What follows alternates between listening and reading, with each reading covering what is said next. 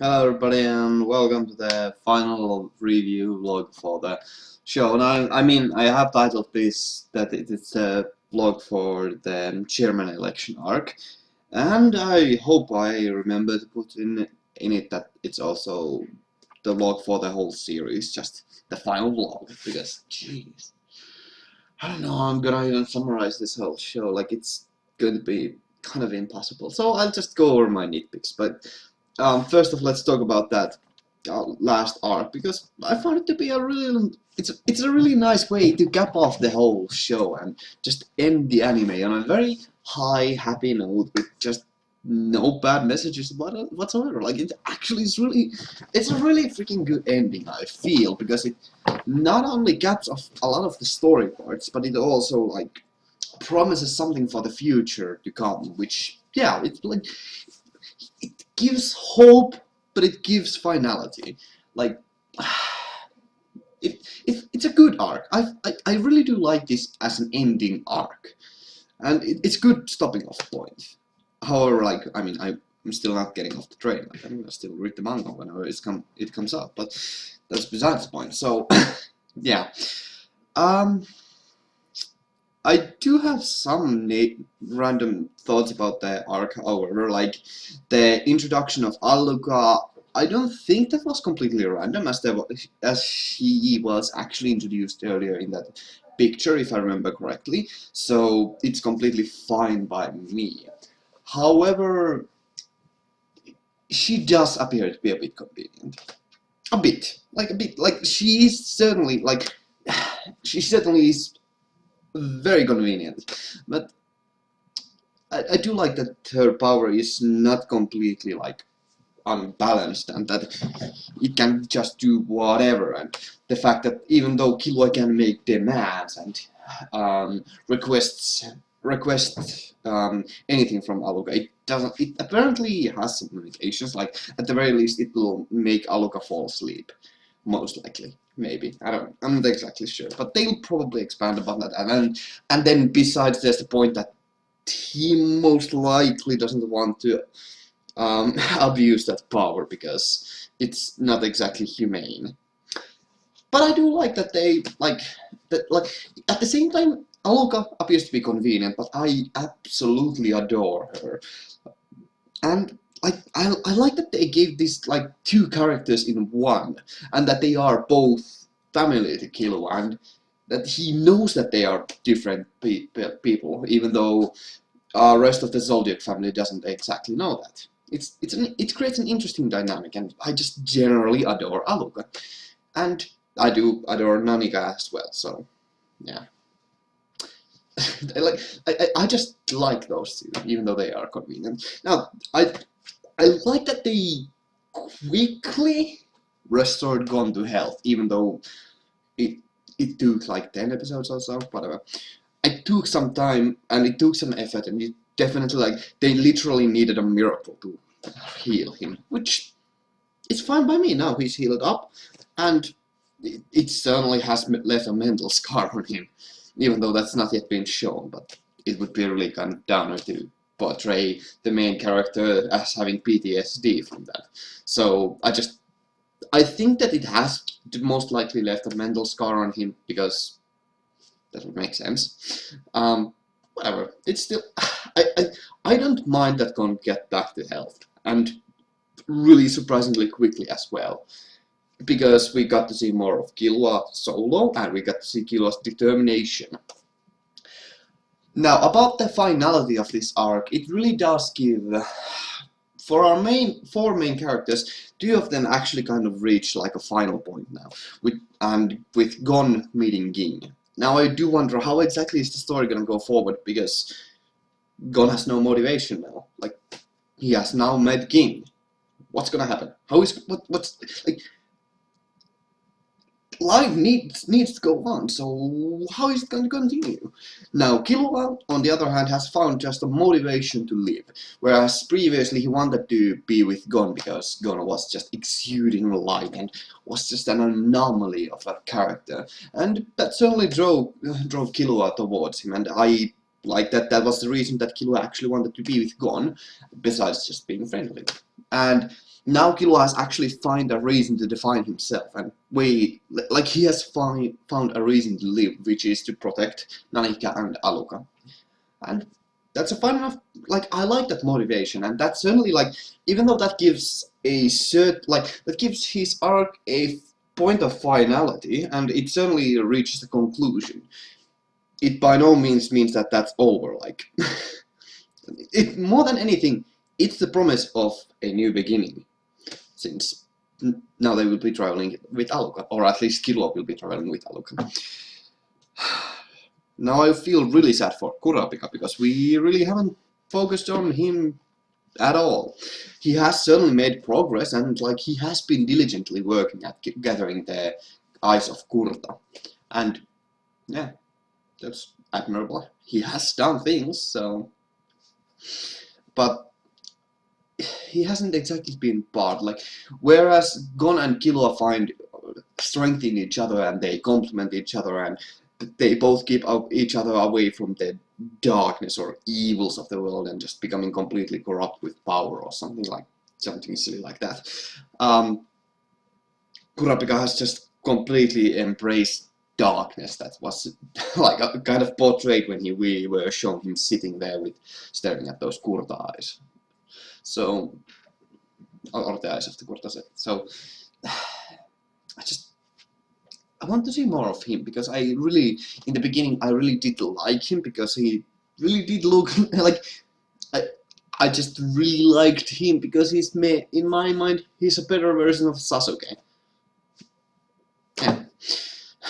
And Leorio has also reached a certain point of finality with the fact that he has now kind of started becoming a doctor, and yeah, that's fine enough, but his journey is far more abstract and far more mental than anything else, so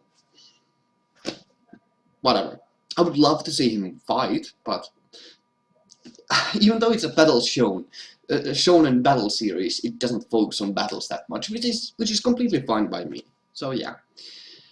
And I love that, like, this final arc really had so many really lovely little parts, such as Kaito, and like, I kind of didn't actually recognize that Kaito has actually some still Chimera Ant parts, which is that she's kind of she has a tail, which is just freaking cute. I just like that she is still Kaito, but she is a bit different, but she's still definitely Kaito in both mannerisms and, well, inflections and all of that. Like, if you go back and look at the way that the voice actor speaks, it actually does quite a bit like remind of Kaito's inflections, which is actually kind of admirable to do, that they have actually put effort into make her sound like Kaito did. It's a minor detail, but I actually like that they had some kind of, I mean, it's not perfect inflections, it's kind of impossible to do that, but still it's really close to the exact same inflections of speech and mannerisms. That's good. It's really good. The body language is completely the same, so no. I would love to go through all of the characters, but we'd be here all day, so I'm just gonna quickly gloss over all of the antagonists, since it's kind of hard to call. Like, there are definitely antagonists in the show now, don't get me wrong, like, such as, I mean, Pariston is definitely an antagonist, and so is Illumi, and so is Meruem, but they are not exactly, like, completely evil, except for Illumi. Holy crap, he's evil, but even he could be just interpreted as trying to protect the family, and protect their family's honor and name, and just drive it forward, so it's not exactly... He is still really disgusting, but he is not quite as despicable. Now, I am gonna go like, from the comment section, I had a really kind of an interesting conversation about Hisoka, and I would kind of agree with the fact that Hisoka is definitely not an antagonist, but rather he's a wild card, like, that he cannot be defined as an antagonist or protagonist, but rather his own, an individual agent that does whatever it wants. He's his own side, and I really do like that. Now, I wouldn't go as far to say that either King Meruem or Hisoka are better, because they are completely, like, they are very different. So I do actually like adore both of them pretty much as well as I can. Like, I do like both of them, but as an antagonist, yeah, Meruem is freaking amazing, because he turned out to be a hero, or an protagonist more than an antagonist in the end. And Hisoka is, well, Hisoka. There's no much need to go too much deeper into it. And there's more about Pariston in the manga, which I will be going through. So yeah, I would really love to ramble on far longer, because of, like, there's so much to say. So let's just quickly recap, or give some final closing thoughts about the whole animation, because the animation, like the visuals that they have portrayed in the show, are just absolutely gorgeous. Now, I have been actually going back and comparing the animation scenes to the scenes in manga, and the manga art style, like, it looks very messy, and it looks very, shall we say, rushed? That's not exactly the right word, but whatever. But it looks like it's very messy and it's very unfocused. While the anime has a very stark, it has a very clear it has a very distinct art style. But I don't think that those two conflict that much, since both of them just try to draw a stark first impression. It's a very, they try to use specific imagery the best way that they can to evoke strong feelings, and though they do it in a different manner, the effect is pretty much the same. Not exactly, naturally, but still, it's pretty much the same.